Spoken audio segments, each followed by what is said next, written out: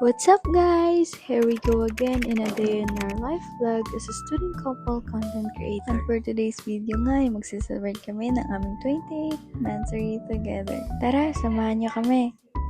So ayun na nga guys, kakatapos lang ng aming morning class ni Pogi. At dahil ngayon ay aming 28th anniversary together, syempre kami mag-date ay for the go!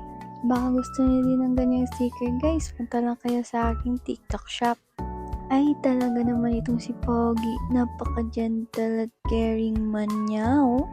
At ito namang babaeng nasa likod ay ang kanyang dragon. Dragon na kung magalit. Nagbubuga ng apoy. Iyan nga guys, pumuputak na yung bunganga niya. May kinakagalit ata kay Pogi.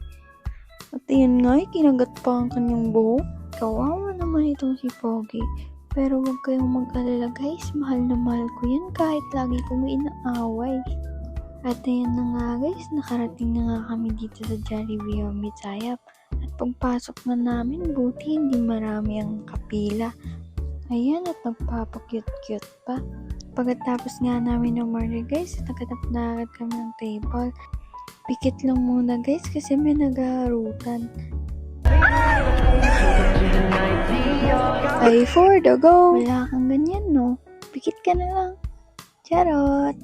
Ayan na nga guys, kami ay nabubord sa paghihintay ng pagkain kaya kami ay nagkukulitan na lamang. At isa pa guys, wala ring sundae sa araw na yan kasi nasira daw yung sundae machine nila.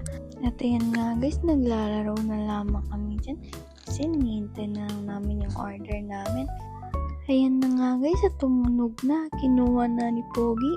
At sinundo ko nga pala siya guys. Pero wala naman akong naitulong. Ayan, naka-video-video na lamang. At ayan nga guys, bago nga tayo kumain ay mag-pray muna para magpasalamat sa pagkain at mga blessings na binibigay niya sa atin. At nagpapasalamat din kami sa magagandang memories namin together. Ay for the go! At ayan nga guys, pagkatapos na namin kumain kami, nag-chismis pa. At dahil ay busog na, tayo ay umuwi na. Ay for the go! At ayan nga guys, pagkatapos na namin kumain, kami ay bumalik na. At dito nga kami nag-aaral ni Pogi guys, sa Notre Dame o Mitsayap College. At ayan na nga guys, pabalik na kami sa school. Kasi meron nga kaming afternoon class. At siya nga pala si Ate Guard. Wala nga ang professor namin ngayon guys, kaya kami nagkulitan na lamang. At ayan, may pahirit pa si Pogi.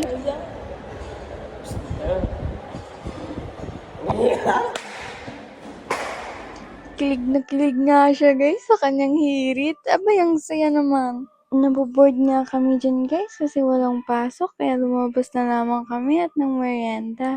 At siya nga yaking kinantahan. Buhay ng gangsta! Buhay ng gangsta!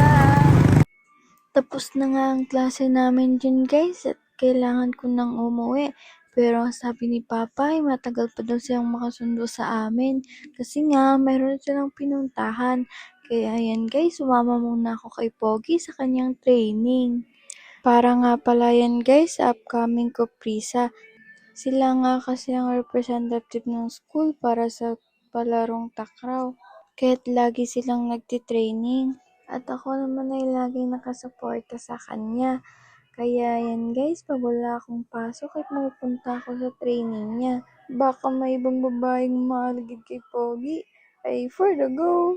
Hanggang dito na lang muna tayo guys. Sa susunod ulit!